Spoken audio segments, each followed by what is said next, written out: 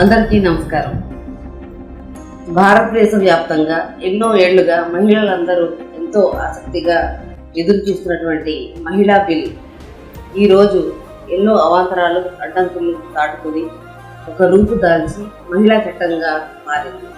ఈ మహిళా reservation bill తీసుకొచ్చినటువంటి నరేంద్ర మోడీ గారికి మా ప్రత్యేకమైనటువంటి ధన్యవాదాలు. అలాగే ఈ బిల్లుని సమర్థిస్తున్నటువంటి మా వైఎస్ఆర్ కాంగ్రెస్ పార్టీ నాయకులందరికీ కూడా ధన్యవాదాలు. మహిళలకు అసెంబ్లీ లోక్సభల్లో 33% ప్రాతినిధ్యం కల్పించడం ప్రజాస్వామ్య బలానికి అవసరం.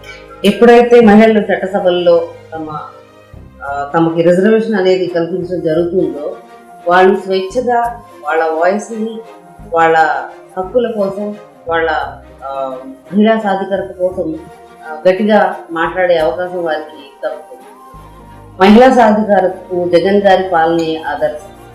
మా నాయకుడి పాలనలో మహిళలందరూ కూడా పెద్దపీట వేసి వారిని సామాజికంగా, ఆర్థికంగా, రాజకీయంగా ఎంతో బలోపేతం చేసుకుంటూ వారిని అన్ని రంగాల్లోనూ ఎంకరేజ్ చేసుకుంటూ వచ్చినటువంటి నాయకుడు మా నాయకుడు శ్రీ వైఎస్ జగన్మోహన్ రెడ్డి గారు.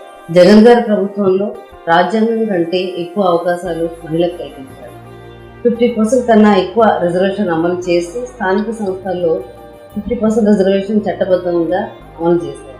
జగన్ గారి హయాంలో మహిళలకు 50% రిజర్వేషన్ కల్పించడమే కాకుండా నామినేటెడ్ పోస్టులు, నామినేటెడ్ పనులు, సేవా కాంట్రాక్టింగ్లో కూడా వాళ్ళకి 50% మహిళలకు కేటాయించడం జరిగింది.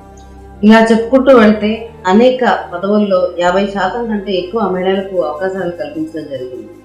జెడ్పీ చైర్మన్లు 54%, జెడ్పీ వైస్ చైర్మన్లు 58%, మేయర్లు, డిప్యూటీ మేయర్లు 50%, కార్పొరేటర్లు 54%, సర్పంచులు 57%.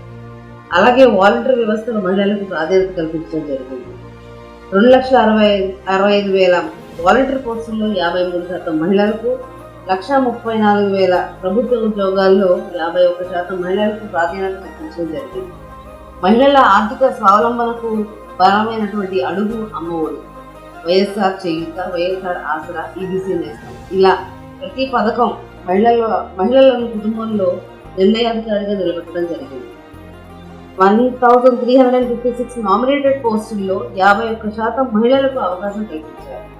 మహిళా రిజర్వేషన్ బిల్లు మద్దతు అంటే కేవలం మాటల్లో కాదు, వైఎస్ జగన్ పాలనలో అమలు చేసి చూపించడం జరిగింది. అలాగే మహిళా రిజర్వేషన్ బిల్ చట్టంగా మన ముందుకు రాకముందే జగన్ గారు మహిళల పట్ల ఎంతో నమ్మకం, అంకిత భావంతో ఆయన వెంట నడవటానికి ఒక స్ఫూర్తిని ఇవ్వడం జరిగింది. అదే అవకాశంగా తీసుకుని మహిళలందరూ కూడా ఆయన వెంట నడవడం జరిగింది.